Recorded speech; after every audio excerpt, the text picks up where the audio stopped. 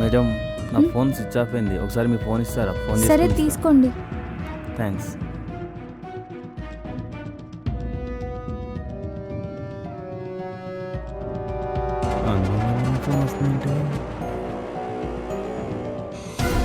Hello, ఎవరు? అరే ధను, number save చేసుకో. ఎందుకురా? సేవ్ చేసుకోరా, తర్వాత చెప్తా.